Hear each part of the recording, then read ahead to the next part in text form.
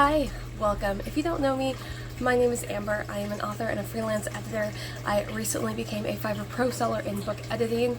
I currently offer copy editing and developmental editing as well as beta reading for young adult and middle grade manuscripts, and probably by the end of September I will be offering proofreading as well. So today's video is going to be talking about the creative money map made by Kelsey here on YouTube.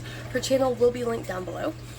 And I wanted to put this together because her intention is to show how creatives of any category can make $50,000 a year, which for me, I thought that was just not doable, especially considering that it has taken me about 3 years to build my business to a point where I'm making 4 figures a month, because I am reading full-length manuscripts. So if you look back on what I've read for 2025, I have read anywhere from 8 to 12 full-length books every month, which is a lot. It is very mentally draining, but I want to keep doing it. And now that I have the book editing pro as the focal point of my profile, my brain is short-circuiting so bad today. I wanted to sit down and see what would be possible. So she used a Notion template. I'm going to have it, as I mentioned, her channel's linked down below. I think it was a video that came out at the very beginning of September. And so she has this set up, firstly, with your category. I have a range of product services, and I have one income stream. Not yet, though. So I do intend to get YouTube AdSense and hopefully sponsors that actually align with the channel in terms of being book and editing. And so currently, my products are ebooks, paperbacks, a hardcover, which will be my upcoming book releasing in November, copy editing, dev editing, beta reading, proofreading, which will be coming to the end. It will be available at the end of September, and of course, eventually YouTube AdSense. So she further breaks this down into product type, which for me, I have one digital product, which is my ebook, 2 physicals, which are paperbacks and hardcovers. And I do want to say a caveat is I am published on KDP, Draft Digital, and Ingram Spark, so I don't have anything set up where if somebody buys a book from me, I have to manually ship it out. So it is all automated in that regard. And then I do have my 4 services, which are my editing and beta reading, and the income streams don't count as anything because that's coming from something completely different. So going on to the prices. My ebooks are currently priced at $2.99 each, regardless of where you get them. My paperbacks, which are going to be my 4 originally published poetry collections, you can find them anywhere for $11.99. And my hardcover that we'll be releasing in November, it's going to be $19.99. I had debated putting it at like $17.99, which I know is really cheap for a hardcover, just because I didn't know how well it would do. But on KDP, and this will be a KDP exclusive because I'm testing something else out, as I do with every book release I have, I put it at $17.99, and I think I was going to make like $1. And I was like, that's the whole point of publishing on KDP, is to get that higher royalty. So I put it at $19.99, and you'll see how much revenue I get, but it's going to be around $4, which is what I make on the paperback. So I'm much more comfortable with that, but I could not price it any lower than $19.99 without making substantially less than what I make on my paperbacks, and I was just not okay with that. As for my editing services, I currently list them according to if a manuscript was 50,000 words. So obviously there's going to be a lot of fluctuation with this, but I figured if I aim for the smallest number and I get the right amount of jobs, but they're longer word counts, then I'm actually going to be making much more than predicted. So copy editing is currently priced at 1 cent per word, which comes out to be $500 for a 50,000 word manuscript. My developmental editing is priced at $900 for a 50,000 word manuscript, which I believe is 0.15 cents, if I'm doing the math correctly. No, 0.18. Math will be up here. That's fine. But $900 per 50,000 words. And then my beta reading, I'm going to apply to become a Fiverr Pro seller in beta reading, which means that any of my services have to be minimum $100. So I'm just going to up that from $50,000 for $90, which is what I offer, to $100, but for 60,000 words. So really there's not going to be a price difference. It's just going to be a different starting base number. And then my proofreading, I'm going to offer that at $350 for 50,000 words, which I can't remember. I think that is 0.007 cents a word. I believe that's what that comes out to. So my per unit expenses, which is another one that she has, I really don't have anything. You could say that my per unit expense for my books is what I've put into it, but at this point I've made the money back on one. One of them is going to make its money back, I'm assuming within the first week, which would be the upcoming one, and then the other 3 are still paying back. So it's really hard to kind of gauge that, and I might play with that and kind of make a follow-up video to this to see how other authors may have done it.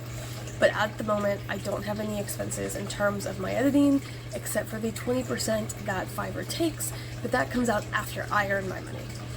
So I just put 0 for all of that. I know that eventually I have to make my money back on 3 of my books, obviously, but I'm not putting that in expenses because it wouldn't make sense per individual book sale. My projected sales. So this is kind of where I have really, really big lofty dreams for my books and very moderate scaling down for my editing, which is I want to sell 10 ebooks a month. Currently, I have not sold a book, I think, since May or June, but I've been getting Hoopla Borrows, which is a library app, consistently every month. So basically, I would like to have some book sales there. So we're doing 10 ebooks, 3 paperbacks, and 3 hardcovers every month, which is very doable, I think, for most authors. The problem is I have poetry out only. I am releasing my urban fantasy next year, but poetry is very hard to sell, so selling 16 copies in a month when I don't have a release is very, very difficult, and I don't know if I've ever actually done it outside of a release month, but I had to do something so that I actually push for something. So the hardcovers, I do anticipate selling at least 3 of this next release in, pre-orders. Paperbacks is going to be really hard to push, but ebooks, I should be able to make more sales there if I just go out and put myself out on other platforms. And by the other platforms, I was once on Authentic Book Reviews, things like that, might only cost me $10 a month, but I'm guaranteed to at least get a few reviews and therefore get sales out of it. For my services, though, as I mentioned, I read 8 to 12 manuscripts a month. I would say 8 of those are beta reading, so I'm getting the $100 per project, roughly, which is not livable. So I would like 2 copy editing jobs a month, 2 developmental editing jobs a month, 4 beta reading a month, max. I'm probably going to end up taking more until we see these regular numbers, but 4 would be my max, and then 3 proofreading. And I sat down with myself and I thought, okay, this is 11 jobs a month. Still a lot. But the money I'm making in comparison, as you can see, is so drastically different that I'm like, if I'm already doing 11 jobs a month, I can do these 11 jobs. It's going to take longer, yeah. So doing those jobs a month versus 11 beta reads a month basically guarantees I have a full-time income. Now, we're going to look at the projected revenue on one. This is something that Kelsey did not have on hers, but my brain isn't going to do the math on all this, so I added this column here, which is the projected revenue on one sale. So ebooks, it's like $2.06 or something, $2, that's all we did. Paperbacks, I make $4.68 a sale. The hardcover, I will make $4.30 a sale. Again, I am on Fiverr, so my services are not going to be the same. So copy editing, $400 net income. Developmental editing, $720. Beta reading would be $80, and the proofreading would be $280. Quick caveat for anybody who's brand new here. I am a firm believer in if a platform is working for you, stay on that platform. I know 20% of these larger orders is a significant chunk. It didn't really affect me before. Now that I'm offering more of these services and cutting back on the other ones, it is a significant difference. However, 20% of 0 is still 0. So I would rather make $400 off of $500 than make nothing, because I still don't have my website up because I'm procrastinating that very, very hard. But these numbers are very, very doable. I know that they are on par for copy editing and proofreading. I think I'm actually still a little bit lower for copy editing. I think it's gone up to like 3 cents a word, which for me is ridiculous. I know I'm supposed to be like, oh, this is my income, I want it to be as high as possible. No, because I'm also an author myself, and I can't imagine paying someone 3 cents a word for a copy edit. Like, that to me just doesn't make sense. When on a 50,000 word project, it would probably take me about 15 hours to do it. And I know some are slower. I think on the Editorial Freelancers Association, they say that copy editors get through about 5 pages, which, if your book is really, really, really poor in terms of grammar and syntax, I'm gonna get through 5 pages in an hour. But I also expect that if you are pursuing publishing, traditional or self, doesn't matter, you have some sense of pride for your work, and you're not going to send me your manuscript when you haven't cleaned it at all. So that's just a little caveat for you. If you would, I always recommend sending a copy editor like the first, like not first 3, but like the first 3 pages of a chapter in the middle, because that often sees the least amount of editing, and that will actually tell your editor and yourself how clean or not clean your manuscript is. So those are the numbers on my projected revenue. So, multiplying them to what they're next to, this is my actual projected revenue. And it should have made sense in my head that these are the numbers I'd be looking at. And it did not. So $50 from book sales. Sure, yeah, that would be fantastic. I average $2 to $4 a month for book sale royalties, so 50 would be fantastic. My copy editing, if I do 2 projects, 800. 2 devs, 14. 4 betas, 320, which is still, that's average anyway. And then proofreading would bring an extra 840 in if I could do 3 a month, which I think proofreading, I should definitely be able to get through that with how quickly I get through copy editing, and copy editing is more work than proofreading. So over here in the corner, in a perfect world, if I hit all of those numbers, my monthly income would be $3,446.94. I made this chart yesterday morning, and I did not think that was possible. And I think it's because a lot of the editors, freelance editors that I follow, are here on YouTube. And a lot of them had been doing well with their book sales, so they didn't really dive into it as heavy as I have. But if you look at my perfect world yearly income, that's $41,000. That is around where Kelsey said I should be, which is absolutely mind-blowing, because I have taken the slow route. Okay, hold on. For me, I have taken a very, very, very slow route getting here. I have talked about this in so many videos. My first year of freelancing, I made $52. Second year was $5,500. Third year, $8,300. This year, I'm projected to hit $12,000. And I know those numbers are small, but when you look at the percentages, I have gone up and increased my income 50% every year without fail. And the fact that I could, with these new pro seller services and their prices, I would hit $18,000 without a problem in 2026. So I am basically giving myself a 50% raise every single year. But this route, if I can get my website up and actually draw people in from YouTube who may find me here, who don't really trust Fiverr, which I totally get it. I have heard horror stories from my own clients who are like, wow, you aren't like the other editors and beta readers I've found on this platform. First of all, thank you. Secondly, I think it's because a lot of these, especially copy editors, are simply thinking it's spelling and like a punctuation mark, when in reality you have to understand every single intricate detail of like which dash do you use, when do you spell out a number, when do you not. And for instance, a 6-year-old runs through the yard. That all has hyphens in it. But then if you say he is a middle grader. That doesn't. And I'm hoping that's correct, because that was like the last weird one I remember looking up. But also, I have a book, it's holding up my monitor. Chicago Manual Style is about this thick, and it costs about $75. I have the 17th edition, so I think it's down to like $30 now.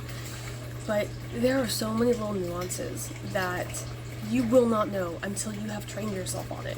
Like, it doesn't matter how many manuscripts I've done, I will still look something up unless it's something that was explicitly taught in grade school, because I need to make sure that's correct. And it's the fact that I could make an actual living, because I have very low, my mortgage is paid for, my car is paid for, we live below our means, we live in a tiny house, so it's not like we have extravagant living at all. And honestly, I'm so grateful for Kelsey for putting this video out and offering this Notion template, because it has allowed me to actually see the possibility for my business. And I am a very play it safe kind of person, so any of those old Fiverr gurus that used to be here on YouTube would tell you like, oh, you can scale your business in 6 months. That sounds terrifying and like a lot of stress all at once, and I have medical issues. I'm not looking for that kind of stress. But to think that in the perfect world, working on 11 projects a month, working on my own book sales, I can make $40,000 in a year, which is clearly more than I need if I am surviving on my current income just fine. And I think a lot of individuals get trapped in this mindset of, you've got to make 6 figures. You've got to be a millionaire by the time you're 35. I don't have a need for $1 million. I don't have a need for a 6-figure income, because what these people don't tell you is the stress that comes with said 6 figures. And I would rather make less money and not put my body, into like a stroke or heart attack mode, because I've had 3 concussions, so I am prone to a stroke anyway. That making $40,000 a year would be absolutely comfortable, and I would be doing my dream job. So I highly recommend, if you haven't done something like this and you are an indie author, or you're thinking about going into like freelancing in any scope, kind of start off with this, see what happens. I am going to be going through this. I might start this month and just kind of go with the jobs I've had, because it won't match it obviously, and then in October actually focusing on this and seeing what I can do and seeing where my income hits to understand where I'm at, because I already have 2 copy editing jobs lined up for October. So that already clears it, and neither one of them are 50,000 words or longer, so the copy editing's done. So I would just need to get 2 developmental editing jobs and 3 proofreading jobs for October. And the proofreading, since it has such a lower price tag, I might even get more hits on that than I do the copy editing at $500, who knows. But yeah, I highly recommend you check this out. I am flabbergasted that that is my potential income, when I genuinely didn't think that was possible. But also, the amount of projects I take on, I don't know why I didn't think it was possible. But as I mentioned, Kelsey will be linked down below. She's a fantastic channel. Highly recommend you subscribe to her if you're a freelancer or an artist, anything of that sort. Basically anything I do. If you also do the same things, you should go subscribe to her. But yeah, I have her book coming out in November. It is The Selected Poems of Amber Campbell. There's going to be a lot of political tension in the unpublished pieces that have never been seen. So if that is something that you are interested in, please go check it out. Not at the moment though, because I'm still working on it. But you can definitely keep up here. It'll be over on Amazon. You can follow me over on Amazon. That's where you'll get all the updates on it. But thank you guys so much for watching. If you enjoyed it, hit like, subscribe, share, all the clicky button things. I'm really excited. Okay, let's go. Bye.